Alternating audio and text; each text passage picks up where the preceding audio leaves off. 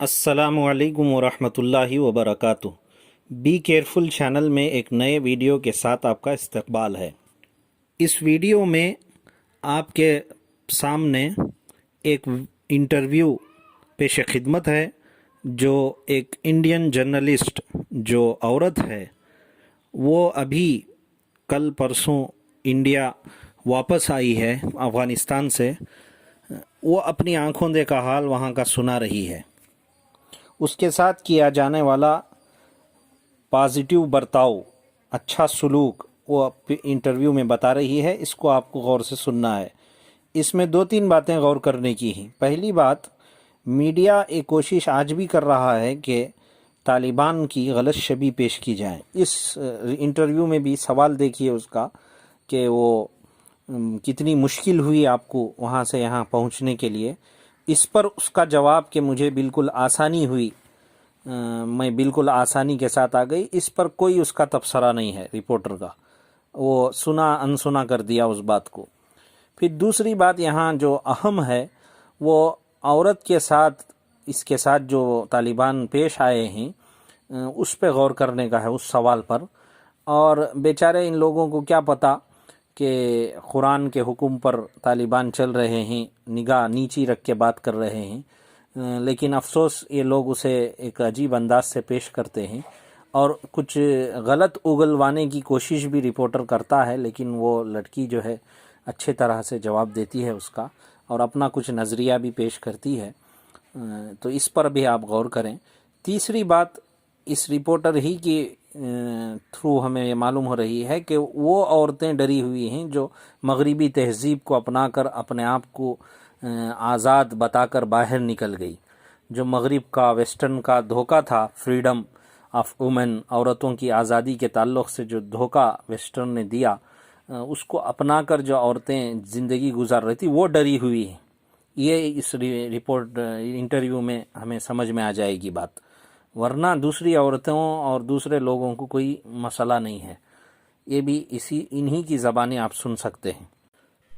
दरमियान में ये बात भी अर्ज़ कर दूं कि किसी को जानना है, समझना है कि हमें लड़कियों को आज़ादी से क्या मतलब है, वेस्टर्न ने हमें कैसे धोखा दिया, मगरिबी तहज़ीब ने हमारी औरतों को कैसे गुमराह किया और हमारी लड़कियों को क्या बनना है और हमें क्या बनाना है, तो इस ताल्लुक़ से तकरीबन 4 क्लिप इसी चैनल में मौजूद हैं जो आपको यहाँ दिखाई दे रहे हैं। उसके थंबनेल आप चैनल में जाकर ज़रूर एक बार उनको गौर से सुन लें और समझने की कोशिश करें सकते हैं।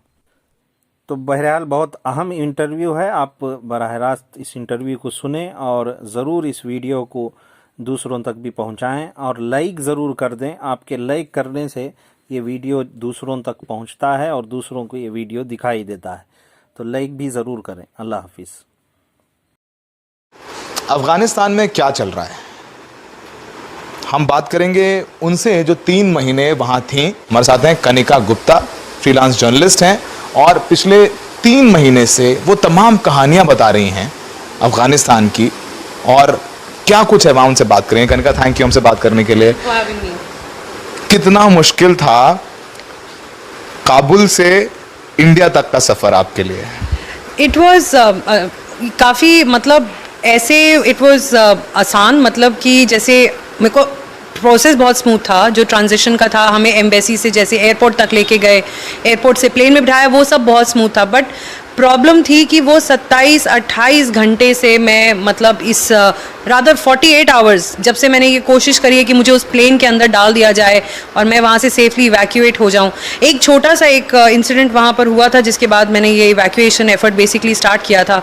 वहाँ पर मैं एक जगह पे रह रही थी और हमने घर शिफ्ट किया था कुछ दिन पहले, 15 दिन पहले हमने वहाँ घर शिफ्ट किया था। और हमें कल परसों सुबह हमें खबर आती है, मेरे साथ एक दोस्त थी जिनका नाम मैं नहीं लूँगी, एक दोस्त थी उनको सुबह खबर आती है कि तालिबान आपके पुराने घर में आए थे आपके बारे में पूछने के लिए।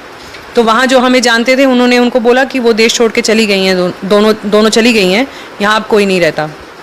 तो उन्होंने एक कंप्लेन जाहिर करी कि वो लड़कियाँ बुर्का नहीं डालती थी या ठीक से अपने आप को कवर नहीं करती थी। ये बात उन्होंने हमें बताई और हम दोनों के हाथ पैर फूल गए कि मतलब हमको एक्चुअली में वो जानते हैं कि हम वहाँ एग्जिस्ट करते हैं. सो वहाँ से मेरा इवैक्यूएशन एफर्ट स्टार्ट हुआ और मैंने बहुत लोगों से मदद मांगी. घर पे भी बोला कि आप मिनिस्ट्री ऑफ एक्सटर्नल अफेयर्स पे प्रेशर डालो. MEA में भी बात करी, जर्नलिस्ट थे कुछ और, उनसे भी बात करी. मैंने प्रेशर काफ़ी लगाया. लकीली हमको वो एक उन्होंने हमें आपको लगा कि अगर तालिबान आया तो फिर शायद आप लोगों को प्रेशराइज करें या कुछ हार्म कर सकते हैं. हम ऑल्दो वो काफ़ी रिपीटेडली ये बात बोल रहे हैं कि हम कोई इंटेंशन हमारा नहीं है इंटरनेशनल जर्नलिस्ट को किसी भी तरह का कोई हार्म पहुंचाने का या कोई भी ऐसा. They have very repeatedly said that. तो उसमें मुझे कोई शक भी नहीं है. क्यों? क्योंकि जब मैं अपने घर से एम्बेसी तक गई, रास्ते में बहुत सारे तालिबानी थे, बहुत चेक पॉइंट्स भी थे, पर कहीं पे कोई हैरासमेंट नहीं थी. जब मैं अपने घर से एम्बेसी तक गई, रास्ते में बहुत सारे तालिबानी थे, बहुत चेक पॉइंट्स भी थे, पर कहीं पे कोई हैरासमेंट नहीं थी. एक वो होता है ना कि अब सबने एक एक्सेप्टेंस आ गई है लोगों में कि अब ये यहाँ पावर इनकी है, अब देखते हैं क्या होगा. आप जब घर से एम्बेसी जा रही थी तो तालिबान चेक पोस्ट पे था, तो तालिबान ने सवाल जवाब किए आपसे, पूछा कि आप इंडियन हैं. जब आपने बताया कि आप इंडियन हैं तो उनका बर्ताव कैसा था आपके साथ? अव्वल तो जब मैं पहुंची, मुझे पहला चेक पॉइंट मिला जब मुझे एम्बेसी के अंदर जाना था. तो उसके बाहर 2 किलोमीटर पहले एक चेक पॉइंट है जो पहले ऑब्वियसली जो वहाँ की सिक्योरिटी पुलिस थी वो मैन करती थी और जो आपकी टाइम पे तालिबान मैनेज करता है. तो हम वहाँ पहुँचे, उन्होंने पूछा आप कहाँ से हैं. मैंने कहा सिफारत हिंद जाना है. सिफारत हिंद एम्बेसी, इंडियन एम्बेसी. सिफारत हिंद में जाऊँगी, मैं हिंदुस्तानी हूँ, मुझे अपनी एम्बेसी में जाना है, हमको हिंदुस्तान निकलना है आज. उन्होंने बोला आप यहाँ जाएँ, कोई एम्बेसी नहीं है, आप चले जाइए, बंद हो गया है अंदर. मैं कहा मेरी बात हुई है अंदर, आप मुझे अंदर जाने दें.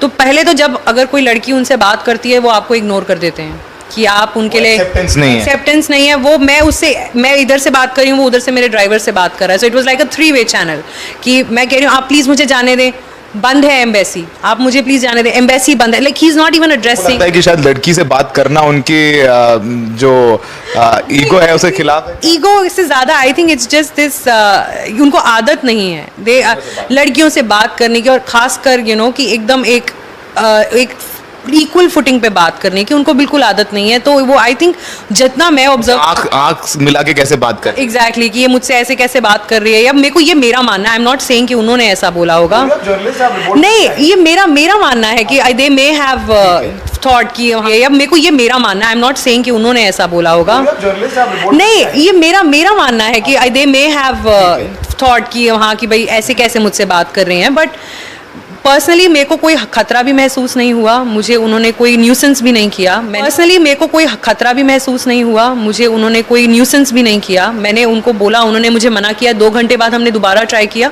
तो वो हमें खुद एस्कॉर्ट करके अपनी गाड़ी में बिठा के एम्बेसी के बाहर छोड़ के आए थे. एम्बेसी से एयरपोर्ट रात में निकले आप लोग? रात को हम निकले कॉन्वॉय में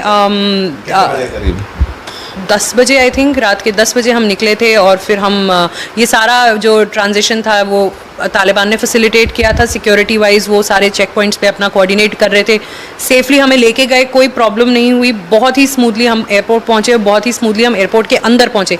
सो जब तक हम लोग एयरपोर्ट बाउंड्री के बाहर थे वो सब कुछ तालिबान हैंडल कर रहा था. और वहाँ पे बहुत ही मैड रश था लोगों का, बहुत मैड रश था. People were sitting in the dust and dirt, मतलब डेस्परेशन में कि कैसे दरवाज़ा खुले. वो पीछे का जो मिलिट्री एयरपोर्ट के लिए जाने का जो रास्ता है वो खुले तो हम अंदर भागें, कि हम अंदर भागेंगे तो हम वहाँ से प्लेन में चढ़ के अमेरिका जाएंगे या हिंदुस्तान जाएंगे, जहाँ भी जाएंगे, बस यहाँ नहीं रहेंगे, यहाँ नहीं रहेंगे.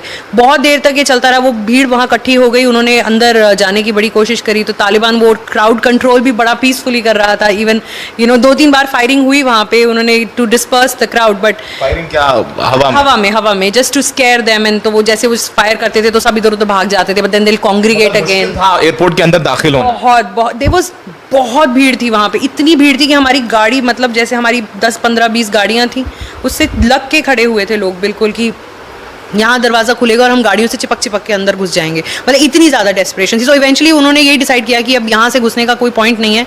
Then they took a turn and we went from, अलग एक एंट्रेंस था जो completely US and Turkish army manage कर रही थी.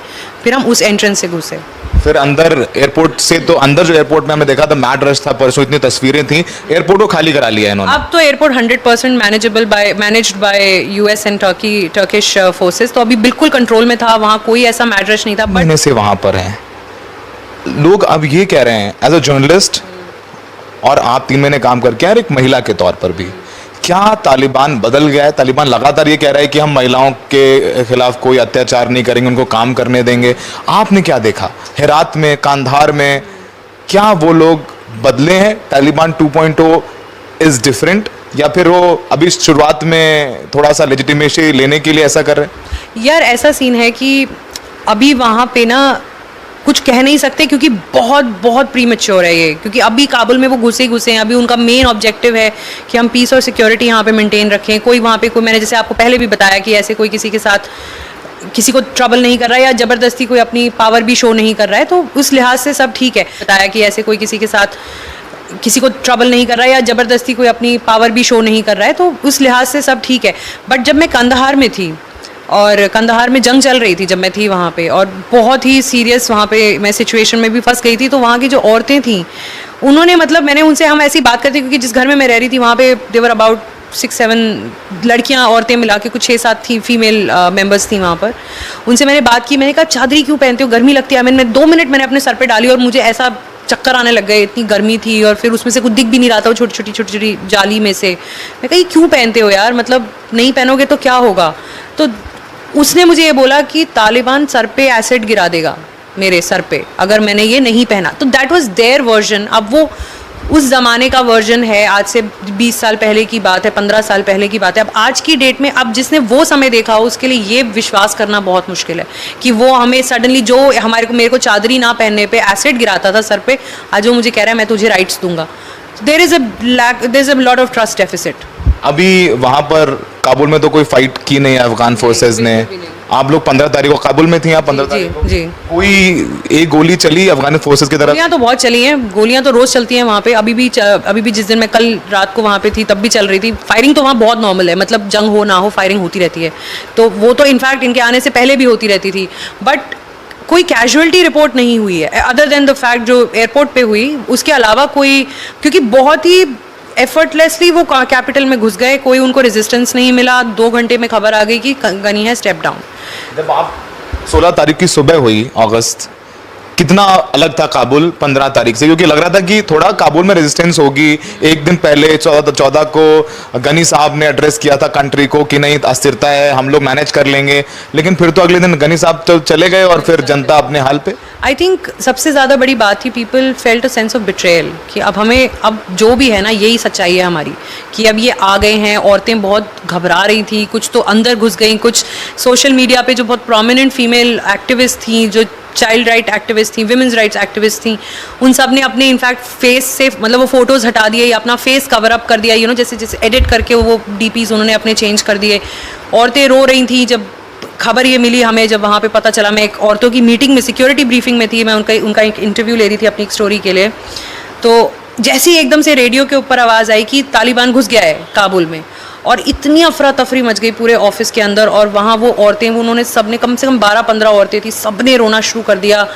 एंड उनके सिर्फ एक मुंह से एक चीज़ निकली, it's all over, it's all over. And it was so disheartening for me to watch, क्योंकि वो सब रो रही थी कि हम नहीं जाना चाहते, हम वापस वहाँ मेरे को ऑफिस आना है, मुझे काम करना है, मुझे पढ़ना है। And it was death of hope right in front of my eyes. And last question Kanika, as a journalist 3 महीने रहने के बाद, 3 महीने पहले का अफगानिस्तान और आज का अफगानिस्तान, तालिबान वाला अफगानिस्तान और गनी वाला अफगानिस्तान, डेमोक्रेसी वाला अफगानिस्तान, 3 महीने में कितना बदल गया? आपने वो 3 महीने देखे हैं, आज कितना अलग है? अगर मैं वो 3 महीने वर्सेस कल की बात अगर कंपेयर करूं, क्योंकि वो एक ही दिन मैंने देखा है जब वो तालिबान के कंट्रोल में था, there is a sea change. बहुत बड़ा डिफरेंस है इन द सेंस कि जैसे काबुल बहुत ही लाइवली सिटी है, वहाँ लोगों को बाहर घूमना अच्छा लगता है, फिरना अच्छा लगता है। वहाँ पे बड़े बड़े मॉल्स हैं, सुंदर, मतलब अच्छे अच्छे पार्लर्स, ब्यूटी पार्लर्स हैं। वहाँ पे लड़कियाँ फैशनेबल हैं, लिटरली जैसे हम दिल्ली में हैं, वहाँ के कोई विश्वास नहीं करेगा, बट काबुल की लड़कियाँ बहुत फैशनेबल हैं, बहुत इंटेलिजेंट हैं, और उनके साथ बैठ के बात करके मज़ा आता है, क्योंकि आप उनसे वो एक्सपेक्टेशन नहीं रखते हो कि मतलब ऐसा होगा। So they are very incredibly dynamic women. But अब जबकि वहाँ के सारे पार्लर्स के ऊपर पेंट कर दिया गया है, औरतें अब घर से बाहर नहीं निकलती हैं, जैसे पहले बाहर सड़कों पे फिर भी फिरती हुई दिख जाती थी कि कोई इधर जा रहा है, कोई उधर नहीं दिखी मुझे। एटलीस्ट वो 1-1.5 दिन जो मैं बाहर थोड़ा बहुत निकली, मैंने थोड़ा सर्वे किया अपने नेबरहुड का, कोई औरत बाहर नहीं थी। सड़कें बिल्कुल डेड थी, बिजनेसेस बिल्कुल बंद थे, लोग अपने घरों के अंदर थे, लोगों के अंदर एक अब वो होती है ना, वो फीलिंग आ गई है कि अब ठीक है यार, एक बिल्कुल रिलक्टेंट रेजिग्नेशन। ना अमेरिका ना गनी, बस तालिबान है उनको बस लग रहा ना हिंदुस्तान से उनको इतनी एक्सपेक्टेशन थी। मैंने इट्स वेरी हर्टफुल वाइब, क्योंकि मेरे को इतना उन्होंने प्यार दिया और इतना मेरे को प्रोटेक्ट किया क्योंकि मैं एक हिंदुस्तानी थी। बट जब हिंदुस्तान की बारी आई स्टेप अप करने के लिए, आई डोंट नो, मतलब वो बिट्रेड फील करते हैं कि इंडिया ने वो स्टांस हमारे लिए वो स्टैंड नहीं लिया जो हम एक एक्सपेक्टेशन। पाकिस्तान के लिए नफरत है उनके तो। यस, यूनानिमसली, मतलब वो तो आप अगर आप 10 बंदों से भी पूछेंगे तो एक कॉमन आंसर है। इंडिया में आपको शायद 10, 5, 3, 4 अलग अलग जवाब मिल जाएं, पर वहाँ पे 10 के 10 कॉमन। पाकिस्तान को नफरत, हिंदुस्तान दोस्त, बस it's the standard statement. How are you feeling now? You're back in your home with your family members. कैसा लग रहा है आपको? I'll be very honest कि मुझे अभी वो हो रहा है ना, फियर ऑफ मिसिंग आउट। मुझे ऐसा लग रहा है कि नहीं, मुझे रुकना चाहिए था वहाँ और मुझे देखना चाहिए था कि अभी ट्रांजिशन के बाद क्या होगा वहाँ पे। मैं अब मेंटली अभी भी काबुल में हूँ, मैं अभी भी सोच रही हूँ, मैं न्यूज़ पढ़ रही हूँ, मैं लोगों से बात कर रही हूँ, मेरे को सबको खैर खबर दे रही हूँ कि मैं घर पे आ गई हूँ और वहाँ की खबर ले रही हूँ।